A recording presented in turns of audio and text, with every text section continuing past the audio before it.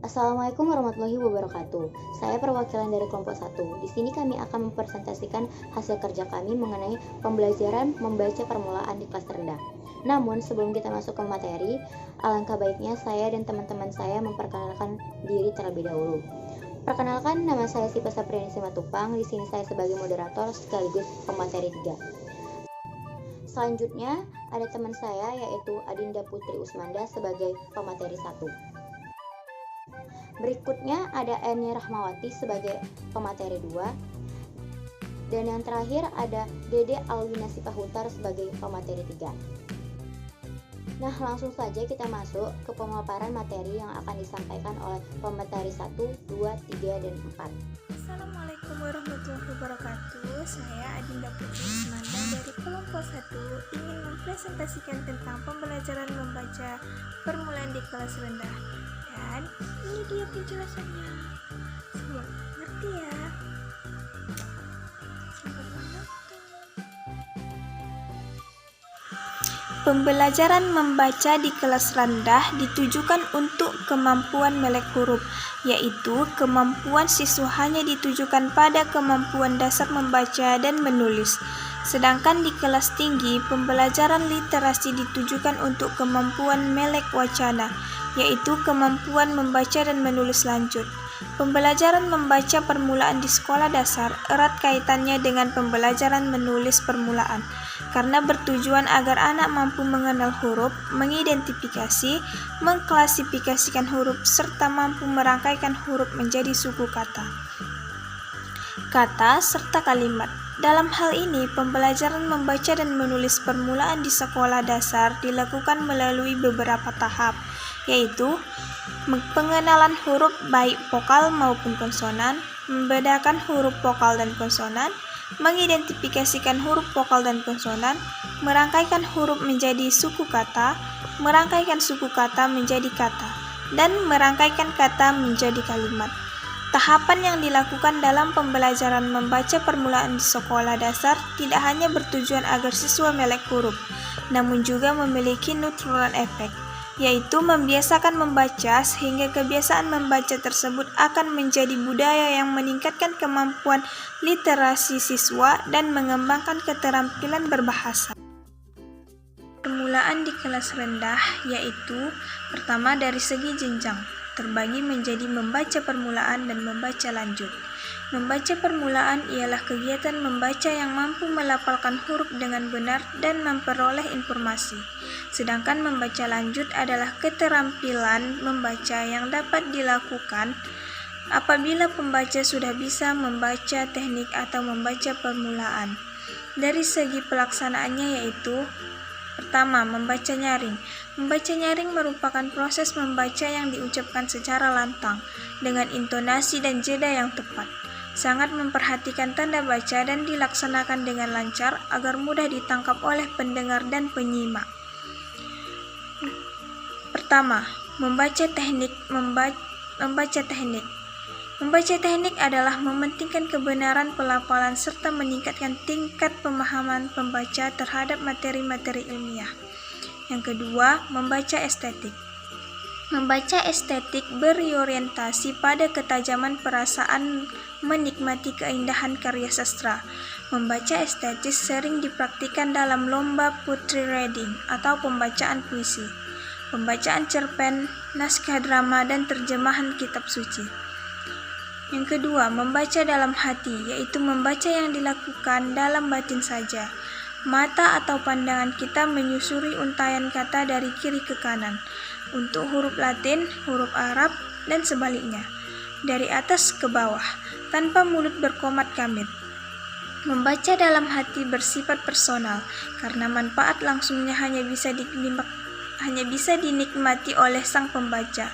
Pada saat membaca dalam hati, kita hanya mempergunakan ingatan visual yang melibatkan pengaktifan mata dan ingatan. Tujuan utama membaca dalam hati adalah untuk memperoleh informasi. Bismillahirrahmanirrahim. Assalamualaikum warahmatullahi wabarakatuh. Perkenalkan, nama saya Eni Rahmawati. Saya dari kelompok 2 dan saya di sini penyaji kedua. Saya di sini ingin menjelaskan tujuan dan manfaat membaca di kelas dasar. Jadi, tujuan membaca di kelas dasar itu adalah untuk meningkatkan agar murid dapat mengenal huruf serta membaca kata dan kalimat sederhana dengan lancar dan tepat. Dan manfaatnya, yang pertama, meningkatkan keterampilan membaca permulaan melalui media box gitu. Dan yang kedua, membantu memudahkan siswa kelas 1 sekolah dasar dalam memahami huruf, kata-kata, dan kalimat. Dan yang ketiga, meningkatkan kreatifan pembelajaran di kelas. Cukup itu aja. Hanya itu yang dapat Eni sampaikan. Sekian, terima kasih. Wassalamualaikum warahmatullahi wabarakatuh. Saya sebagai pemateri 3, di sini saya akan menjelaskan mengenai faktor yang mempengaruhi kemampuan membaca permulaan di kelas rendah. Nah, langsung saja kita masuk ke faktor yang pertama, yaitu faktor fisiologis. Di dalam faktor ini meliputi kesehatan fisik, pertimbangan neurologis, dan jenis kelamin.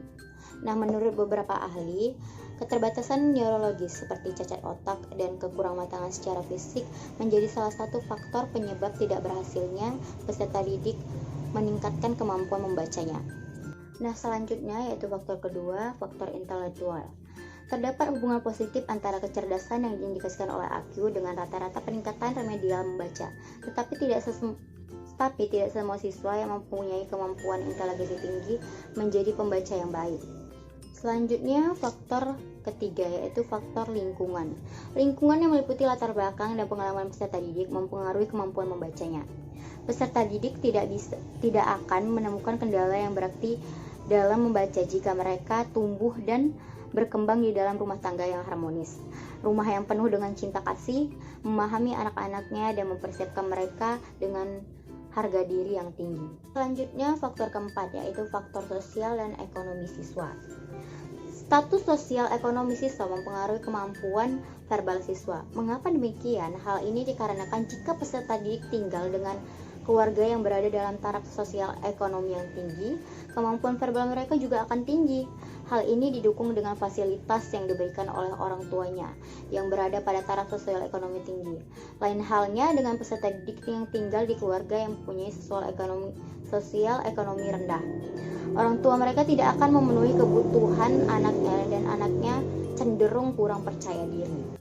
Nah, faktor yang terakhir yaitu faktor psikologis. Di dalam faktor ini meliputi minat, motivasi, kematangan sosial, dan penyucian diri.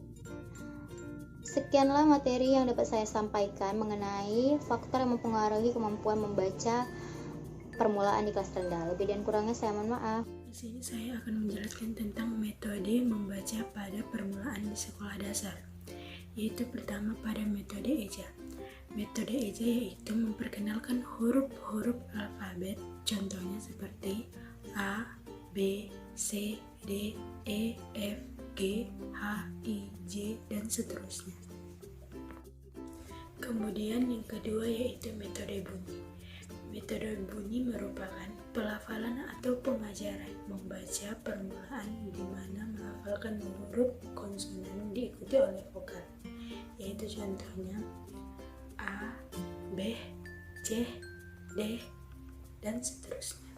Kemudian yaitu metode suku kata dan kata. Metode ini diawali dengan pengenalan suku kata seperti ba, bi, bu, bebu, ca, ci, cu, ce, co, da, di, du, de, do, ka, ki, ku, ke, ko, dan seterusnya. Kemudian suku kata tersebut dirangkai menjadi kata bermakna. Contoh suku kata kita buat yaitu bu, ku, ri, na, ba, ru. Kemudian dirangkai menjadi kata yaitu buku, rina, baru. Kemudian dirangkai lagi menjadi sebuah kalimat sederhana yaitu buku, rina, baru. Kemudian yaitu metode global. Dalam metode global yang disajikan pertama kali kepada murid yaitu adalah kalimat seutuhnya. Kalimat tersebut dituliskan sesuai gambar dan isi kalimatnya. Contohnya seperti kalimat ini topi. Kemudian kata tersebut dipenggal menjadi sebuah kata yaitu ini, topi. Kemudian dipenggal lagi menjadi sebuah suku kata, yaitu ini, topi. Kemudian dipenggal lagi menjadi sebuah huruf, yaitu INITOPI. Yang terakhir yaitu metode SAS atau struktural analitik sintetis. Dalam proses operasionalnya, metode SAS mempunyai langkah-langkah berdasarkan operasionalnya, yaitu struktural, analitik, dan sintetik. Struktural yaitu menampilkan keseluruhan kalimat. Analitik yaitu proses penguraian, yaitu dengan kalimat menjadi kata, kata menjadi suku kata, dan suku kata menjadi huruf. Kemudian yaitu sintetik. Sintetik yaitu menggabungkan dari keseluruhannya, yaitu kembali lagi kepada operasional strukturalnya.